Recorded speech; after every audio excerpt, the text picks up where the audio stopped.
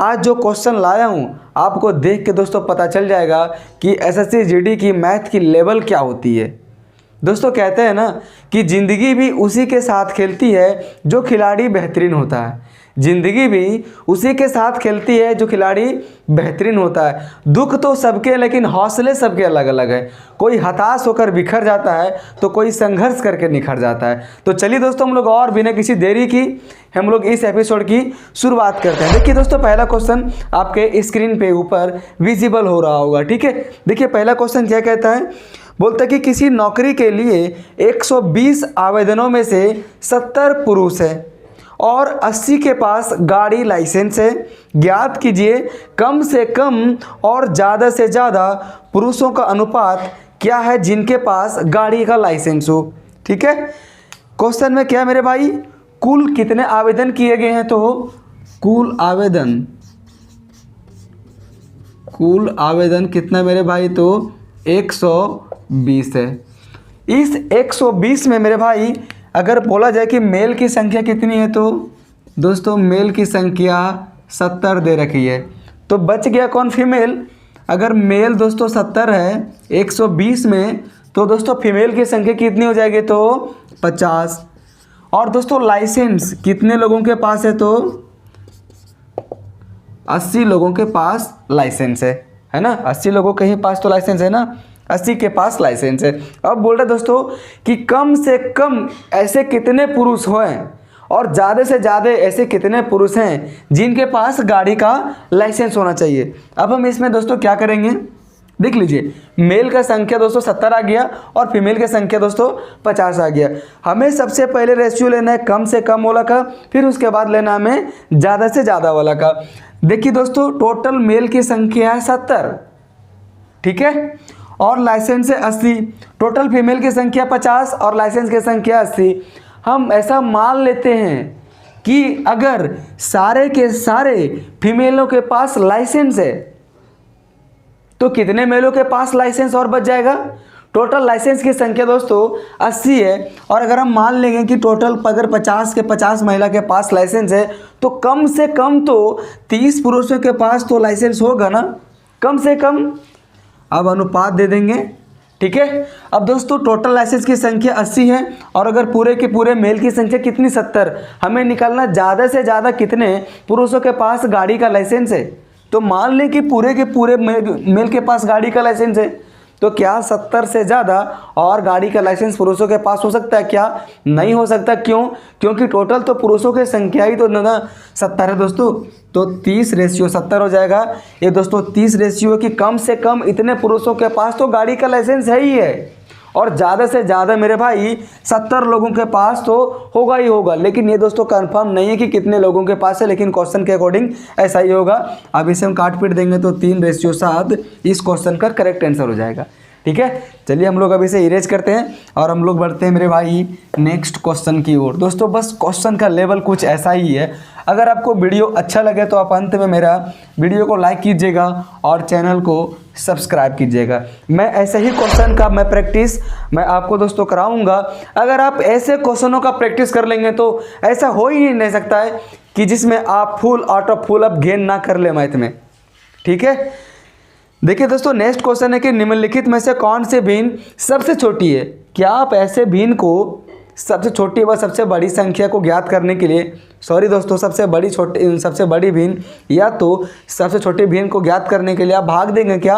बिल्कुल नहीं भाग देंगे। आप कौन सा विधि से आप देखेंगे, तो दोस्तों हम लोग इस क्वेश्चन को बनाएंगे क्रॉस मल्टीप्लाई के मेथड से। ठीक है, पहला कितना है मेरे भाई 9/11 है, दूसरा कितना है 11/12 है। ठीक है, फिर दोस्तों 8/13 है, फिर उसके बाद है 10/14 है। ठीक है, हम क्या करेंगे, सबसे पहले क्रॉस मल्टीप्लाई कर देंगे। देखिए 12×9 कितना होता है 108 और 11×11 121। अब इन दोनों में से दोस्तों छोटा कौन सा वैल्यू आया 108 की 121, तो 108 आया। इसका मतलब दोस्तों 9/11 11/12 की तुलना में छोटा है। अब हम इसे मिटा देंगे। अब हम दोस्तों इन दोनों में क्रॉस मल्टीप्लाई करा देंगे। ठीक है, इन दोनों में क्रॉस मल्टीप्लाई करा देंगे। 13×9 117 और 11×8 88। अब दोस्तों 117 छोटा है कि 88 छोटा है, तो आपको एकदम सीधा सीधी साफ नज़र आ रहा होगा कि 88 छोटा है। इसका मतलब 8/13 है, वो 9/11 से छोटा है मेरा। अब ये दोनों भी कट गया 2। अब हम यहाँ पे इसका क्रॉस मल्टीप्लाई करेंगे लास्ट में फाइनल में, तो 14 8 112 और 13 दे 130। ठीक है, अब दोस्तों इन दोनों में छोटा क्या आपको नज़र आया? 8/13। तो 8/13 इस क्वेश्चन का करेक्ट आंसर हो जाएगा, ना कि आप इसे भाग दे देकर चेक कीजिएगा। ठीक है, चलिए हम लोग बढ़ते हैं अब नेक्स्ट क्वेश्चन की ओर। मैं उम्मीद करता हूं कि आपको समझ में आ गया होगा। देखिए नेक्स्ट क्वेश्चन है दोस्तों, एक भिन्न का अंश उसके हर से 2 कम है। दोस्तों आप ऐसे क्वेश्चनों को ऑप्शन से खेलिएगा, अब तुरंत खेल जाइएगा, आप यकीन मानिए। चलिए हम लोग खेलते हैं इसे ऑप्शन से। ठीक है, अगर आप इसे बनाइएगा दोस्तों कॉन्सेप्ट से, मेथड से, तो काफ़ी ज़्यादा लेंदी होने वाली है। क्या बोलता है कि एक भिन्न का अंश उसके हर से 2 कम है। अब हम देखते हैं ऑप्शन में ऐसा कौन सा दोस्तों भिन्न है जो जिसका अंश है वो हर की अपेक्षा 2 कम है। अगर हम आते हैं दोस्तों ऑप्शन नंबर ए में, तो दोस्तों ऑप्शन नंबर ए का अंश हर की अपेक्षा 2 कम है। ऑप्शन नंबर बी दोस्तों 5/9 है, मतलब जो इसका अंश है वो हर से 4 कम है। ऑप्शन नंबर सी दोस्तों 1/3, मतलब जो इसका अंश है वो हर से 2 कम है। और ऑप्शन नंबर डी जो जिसका है दोस्तों 3/7, ये दोस्तों 3/7 में 3 7 से दोस्तों 4 कम है। इसका मतलब मेरा क्या हुआ दोस्तों? ऑप्शन नंबर बी और ऑप्शन नंबर डी कट गया, रेस से बाहर हो गया। अब नेक्स्ट क्वेश्चन है। अब दोस्तों नेक्स्ट कंडीशन क्या है? बोलता है कि यदि अंश में से 2 घटाया जाए, अगर मान लेते हैं दोस्तों पहला ऑप्शन कितना 5/7, अगर अंश में 2 घटाया जाए तो क्या हो जाएगा? अंश में 2 घटाया जाए ना, तो 5 में से 2 तो 3 बच जाएगा। और अगर हर में 2 जोड़ दिया जाए तो 7 + 2 9, तो क्या प्राप्त होता है? 1/3। क्या इसे हम 1/3 के रूप में नहीं लिख सकते हैं? तो जोन सा ऑप्शन वेरीफाई हो गया, आप उसे करेक्ट कर लीजिए। ठीक है, आपको ये दोस्तों काम सेकेंडों में कर जाना है। लगभग ये क्वेश्चन 10 से 15 सेकेंड का है। लोग बोलते हैं कि 2-3 सेकेंड में कर लेंगे, ऐसा कुछ नहीं है। देखिए दोस्तों नेक्स्ट क्वेश्चन है, यदि 2 संख्याओं का गुणनफल 49 41 है तथा उनका लघुत्तम 81 है, तब उनका महत्तम क्या होगा? ठीक है दोस्तों, मैंने आपको इसके पिछले वाला एपिसोड में बताने का काम किया था कि 2 संख्याओं का गुणनफल इसके एलसीएम और एचसीएफ के गुणनफल के बराबर होता है। ठीक है, अगर मान लीजिए कि अगर एक संख्या ए है और अगर दूसरी संख्या बी है, तो इन दोनों संख्याओं के एलसीएम और एचसीएफ का गुणनफल बराबर होता है ना। अब देखिए दोस्तों यहाँ पे अलग अलग डिजिट नहीं दिया है कि पहली संख्या क्या है और दूसरी संख्या क्या है, इन दोनों संख्याओं का गुणनफल दे दिया गया। कितना आपको दिखाई दे रहा है? तो 49 41। ठीक है, और दोस्तों एलसीएम कितना दिया हुआ है? तो एलसीएम 81 दिया हुआ है। पूछ रहा है दोस्तों एचसीएफ, क्या आप इसे नहीं निकाल पाइएगा? दोस्तों आप देखिएगा कि सारे का सारा ऑप्शन इंटीजर में है, पूर्णांक में है। ठीक है, कोई भी आपको ऑप्शन दशमलव में नहीं दिख रहा है। इसका मतलब है दोस्तों एक की पूरा का पूरा कटने वाला है ना दोस्तों। अगर आप ऑप्शन से खेलिएगा, ठीक है, चलिए हम इसे काटते हैं। 9 9 81, 9 5 45, बच गया दोस्तों यहाँ पे 4। ठीक है, 9 5 45, 4 9 6 54 कितना है? 49 41 ही ना। तो 9 9 81, 9 5 45। ठीक है, यहाँ बच के दोस्तों 4, तो 9 चौक 36 और 8 9 9 81। फिर दूसरे दोस्तों इसे 9 से बार में काटते हैं तो 9 6 54, 9 1 9। तो एचसीएफ मेरा कितना निकल कर आ गया? 61। तो दोस्तों 61 इस क्वेश्चन का करेक्ट आंसर हो जाएगा। ठीक है, चलिए हम लोग बढ़ते हैं नेक्स्ट क्वेश्चन की ओर। दोस्तों नेक्स्ट क्वेश्चन है, बोला कि 12 मीटर लंबे और 8 मीटर चौड़े एक कमरे के फर्श को अधिकतम संभावित क्षेत्रफल वाले वर्गाकार डिजाइनों से सजाया जाना है। आवश्यक वर्गाकार डिजाइनों की संख्या को ज्ञात करना है। ठीक है दोस्तों, कमरे की लंबाई कितना दिया हुआ है? तो 12 मीटर दिया हुआ है ना, और कमरे की चौड़ाई कितना दिया हुआ है? 8 मीटर। मान के चलिए अगर दोस्तों एक कमरा है, एक कमरा है, इसकी लंबाई है 12 मीटर और इसकी चौड़ाई है 8 मीटर है। ठीक है, बोल रहा है कि इसे वर्गाकार टाइल्स के हिसाब से पूरा का पूरा इसे दोस्तों सजाना है। ठीक है, तो अधिकतम उस टाइल्स की भुजा की लंबाई क्या होगा, सबसे पहले हम इसे निकालेंगे ना, क्योंकि इसमें दोस्तों कुल टाइलों की संख्या पूछ रहा है। हम कुल टाइलों की संख्या को हम कैसे निकालेंगे, पूरे इस फर्श के क्षेत्रफल में से दोस्तों, ये अगर ये आयताकार है तो आयत का क्षेत्रफल क्या होता है, लंबाई इंटू चौड़ाई, तो लंबाई 12 चौड़ाई 8। अगर इस फर्श के क्षेत्रफल में से अगर हम एक टाइल के क्षेत्रफल से भाग दे देंगे तो कुल टाइलों का क्षेत्रफल, मतलब कि कुल कितने टाइल लगेंगे, हमें ये चीज़ ज्ञात हो जाएगा। तो दोस्तों हमें ये क्वेश्चन में पूछ रहा कि अधिकतम वर्गाकार टाइल्स कितने लगेंगे। तो दोस्तों अधिकतम वर्गाकार मतलब हम इसका HCF निकालेंगे, तो 12 और 8 का HCF कितना होता है, तो आप सभी को मालूम होगा कि 4 है, क्योंकि 4 सबसे बड़ी संख्या है जो 12 और 8 दोनों को विभाज्य करता है। ठीक है, तो क्या आ जाएगा दोस्तों, एक वर्गाकार टाइल का भुजा कितना आ जाएगा, 4। तो आप सभी को मालूम कि अगर एक भुजा 4 है तो चारों की भुजा की मतलब जो भी उसका ये लंबाई होगा दोस्तों, लंबाई चौड़ाई वो 4 ही होगा।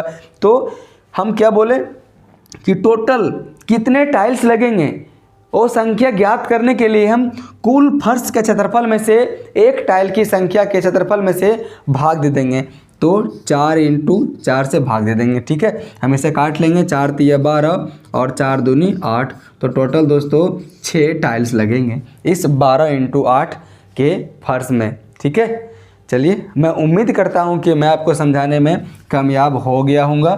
ठीक है, क्वेश्चन का लैंग्वेज थोड़ा सा घुमाया हुआ है मेरे भाई, ऐसा ही क्वेश्चन SSC GD में पूछा जा रहा है। लोग बहुत सारे ऐसे बोलते हैं कि क्वेश्चन हलवा आ रहा है। दोस्तों हलवा उनके लिए है जो प्रैक्टिस करते हैं। ठीक है, अगर आप हल्के हल्के क्वेश्चनों को प्रैक्टिस करेंगे मेरे भाई, तो आप कैसे बनाएंगे ऐसे क्वेश्चनों को चुटकियों में, बिल्कुल भी नहीं बना पाएंगे। ठीक है, और यूट्यूब पे लोग करते क्या हैं, ऐसे क्वेश्चन लाएंगे, अगर वो 20 क्वेश्चन लाएंगे ना, मैं आपको दावे के साथ में कहता हूँ सारे नहीं, बहुत सारे, ठीक है, 15 क्वेश्चन आपसे बनेंगे। देखिए नेक्स्ट क्वेश्चन क्या कि बोल रहे एक स्कूल में लड़कों की संख्या और लड़कियों की संख्या का अनुपात 3:2 है। बॉय और गर्ल की जो संख्या का अनुपात 3:2 है। बोल रहा है कि अगर 20% लड़कों और 25% लड़कियों को छात्रवृत्ति मिलती है तो कितने प्रतिशत छात्रों को छात्रवृत्ति नहीं मिलती है। ठीक है, 20% है लड़कों को मिलता है मेरे भाई, 20% लड़कों को और 25% लड़कियों को। हम ऐसा क्यों ना इस 3:2 को 30-20 मान लें, 300-200 मान लें, चलिए हम इसे 30-20 ही मानते हैं। क्या 30-20 मानने से कोई फ़र्क पड़ने वाला है क्या, नहीं, एक जीरो यहाँ से कट जाएगा, एक जीरो से यहाँ कट जाएगा, फिर भी वही मेरा रेशियो आ जाएगा 3:2। ठीक है, अगर हम इसे 300 भी मानेंगे और अगर 200 मानेंगे फिर भी कोई फ़र्क नहीं पड़ने वाले हैं, क्योंकि 2 जीरो से 2 जीरो यहाँ पर भी कट जाएगा, तो हम इसे 30-20 मान लेते हैं। दोस्तों अगर इस 30 लड़के हैं मान के चलिए, तो इस 30 लड़के में अगर 20% लड़कों को छात्रवृत्ति मिल चुका है तो कितने % छात्रों को छात्रवृत्ति नहीं मिला है मेरे भाई, तो 80% छात्रों को छात्रवृत्ति नहीं मिला है ना। तो 30 का 80% कितना हो जाएगा, 24। इसी प्रकार से हम निकाल लेंगे लड़कियों को। अगर टोटल 20 लड़की में से 25% लड़कियों को छात्रवृत्ति मिला है तो कितने % लड़कियों को छात्रवृत्ति नहीं मिला होगा, तो 75% लड़कियों को छात्रवृत्ति नहीं मिला होगा, जाहिर सी बात है। तो हम इस 20 का अगर हम निकालेंगे मेरे भाई 75%, क्या निकलेगा, तो 20 2500 और 5 15 75, मतलब दोस्तों 15 लड़कियों को छात्रवृत्ति नहीं मिला है। तो टोटल जोड़ेंगे तो 24 और 15 39 विद्यार्थियों को छात्रवृत्ति नहीं मिला है। कितने विद्यार्थियों में से, टोटल 30 और 20 50 विद्यार्थियों में से। तो पूछ रहा है कि कितने % विद्यार्थियों को छात्रवृत्ति नहीं मिला है। तो दोस्तों ये 39, 50 का कितना % होगा, तो 39/50 इंटू 100, 50 दूनी 100 बराबर 39 दूनी 78% विद्यार्थियों को छात्रवृत्ति नहीं मिला है। दोस्तों मुझे समझाने के लिए आपसे इतना समय मतलब लिया गया मेरे द्वारा, आपको इतना समय बिल्कुल भी नहीं लेना है। ठीक है, आपको अगर एक बार समझ में नहीं आ रहा है तो आप इस सेशन को दोस्तों दोबारा देखिएगा। बहुत ही धमाकेदार मैं क्वेश्चन लाया हूँ और आपको दिख भी रहा होगा। मैं इजी क्वेश्चनों को करूँगा क्या भाई, मैं इसीलिए तो अपना चैनल मैं खोला हूँ कि ताकि जितना जो मेरे भाई भ्रमित हो रहे हैं अन्य यूट्यूब चैनलों को देखकर, इजी क्वेश्चनों को देखकर आप भ्रमित ना होएं मेरे भाई। और भाई अगर आपको सेशन अच्छा लगे तो प्लीज़ चैनल को ज़रूर सब्सक्राइब कर लीजिएगा, मुझे मोटिवेशन आती है। देखिए नेक्स्ट क्वेश्चन क्या है।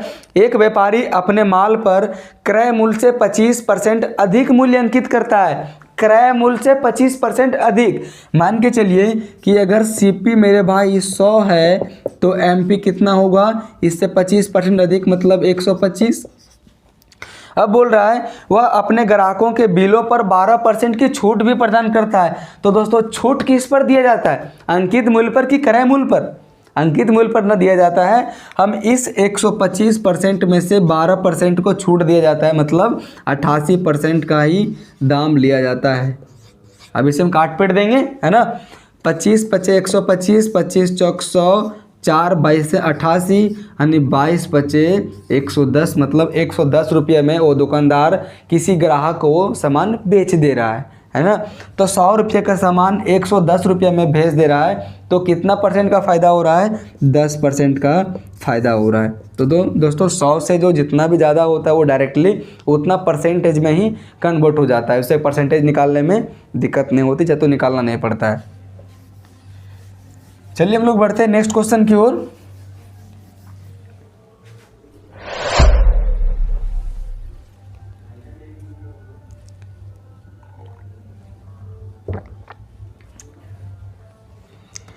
देखिए दोस्तों नेक्स्ट क्वेश्चन क्या है।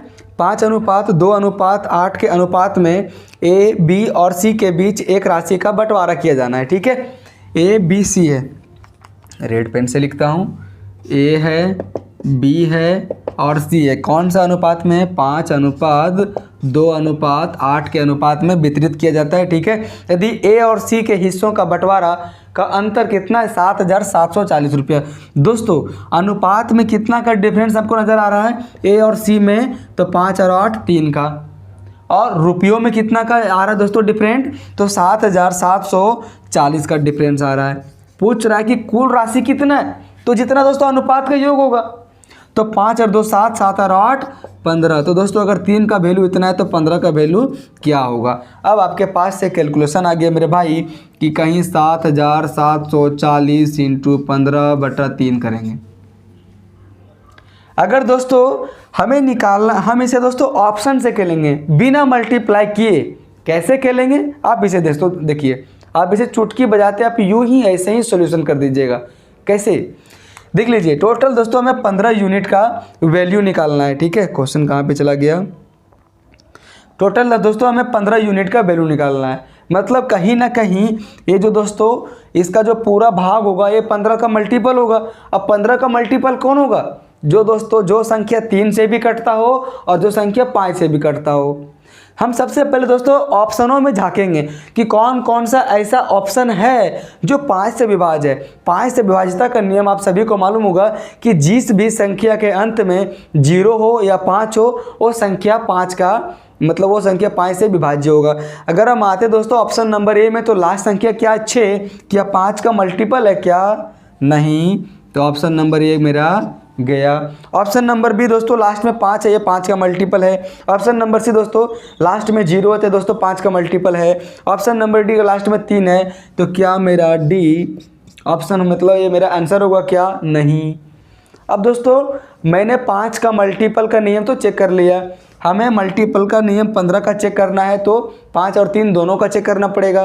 5 का तो इससे मेरे तो 2 ऑप्शन फंस गया, ऑप्शन नंबर बी और ऑप्शन नंबर सी। अब हम देख लेते हैं ऑप्शन दोस्तों 3 का मल्टीपल भी चेक करके।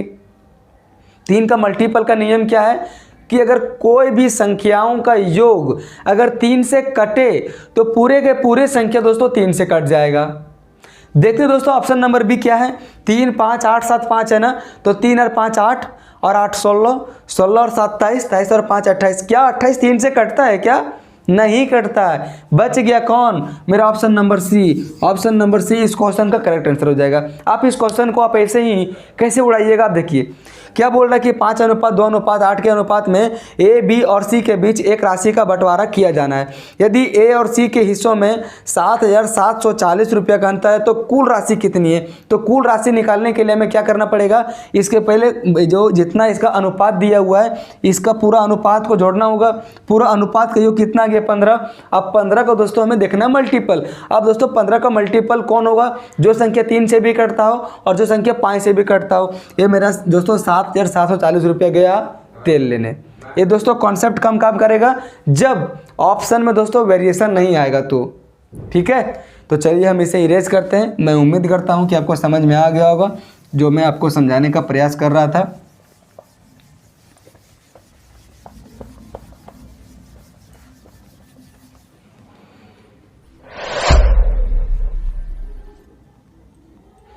दोस्तों आज का ये सेकंड लास्ट क्वेश्चन है। बोल रहा है कि अमीषा किसी कार्य को स्वयं 14 दिन में पूरा करती है, ठीक है।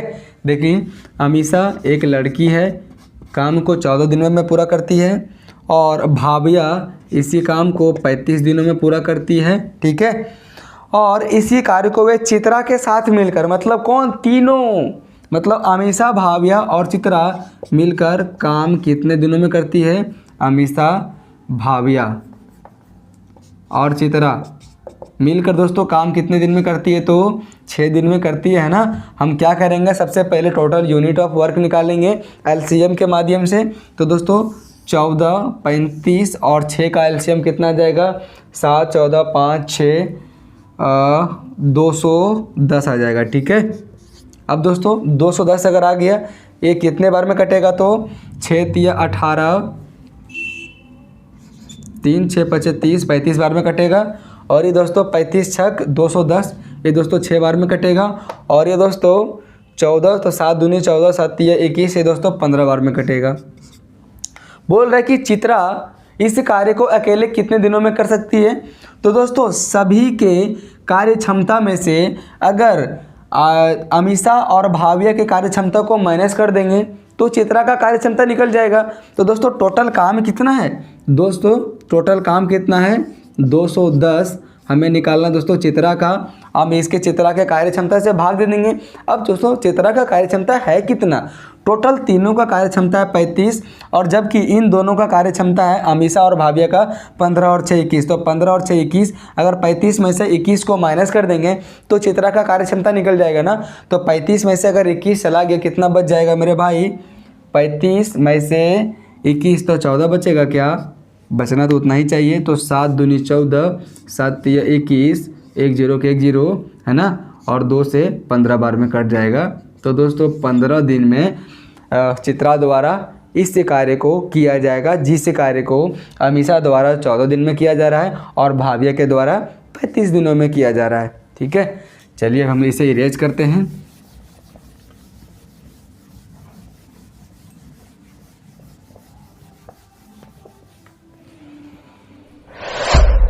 दोस्तों आज का ये लास्ट क्वेश्चन है जो आपको ये ट्रैवल कर सकता है क्वेश्चन। आपको लग रहा होगा कि क्वेश्चन भाई एल लैंग्वेज में फंसा देगा क्वेश्चन, क्या है। एक निश्चित साधारण ब्याज की दर पर उधार दी गई एक राशि 2 वर्ष में बढ़कर एक राशि, दोस्तों आप क्वेश्चन की लैंग्वेज को ध्यान से पढ़िएगा, साधारण ब्याज नहीं है, एक राशि हम किसे कहते हैं, मिश्रधन को, जिसमें मूलधन और ब्याज दोनों हो, ठीक है। तो 2 वर्ष में एक राशि, मतलब 2 वर्ष में एक दोस्तों मिश्रधन, जिसे इंग्लिश में अमाउंट कहते हैं, कितना हो जाता है भाई 720 रुपया। और अगले 5 वर्ष में, क्वेश्चन को ध्यान से सुनिए, 2 वर्ष में बढ़कर 720 रुपया और उसके बाद अगले 5 वर्ष में, मतलब अभी से 7 वर्ष, मतलब इस 2 वर्ष से और अगले 5 वर्ष, मतलब शुरुआत से 7 वर्ष, 2 वर्ष ये वाला और 5 वर्ष अगले वाला, ठीक है। और जबकि ये 7 वर्ष में ये दोस्तों मिश्रधन कितना हो जा रहा है 1020 रुपया। हम सबसे पहले क्या करेंगे, ऐसे में हम इसका ब्याज निकालेंगे। तो 7 साल और 2 साल के बीच में कितना का ब्याज निकलेगा 5 वर्ष में। तो दोस्तों 5 वर्ष का ब्याज कितना निकलेगा, तो 1020 में से 720 को माइनस कर देंगे तो कितना आ जाएगा 300। तो दोस्तों अगर 5 वर्ष का ब्याज 300 है तो 1 वर्ष का ब्याज कितना आएगा 60 रुपया।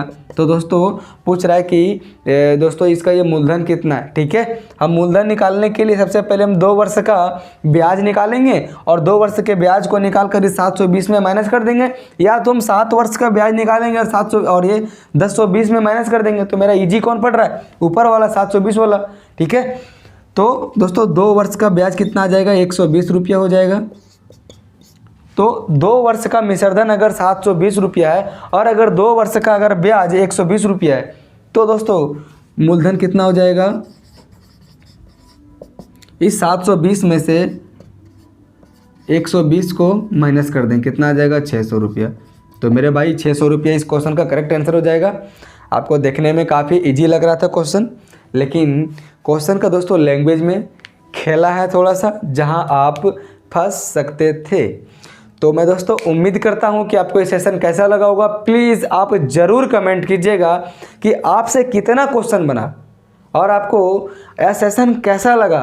ठीक है, आप मेरे भाई ज़रूर कमेंट कीजिएगा, मैं आपका कमेंट का मैं दोस्तों वेट करूंगा।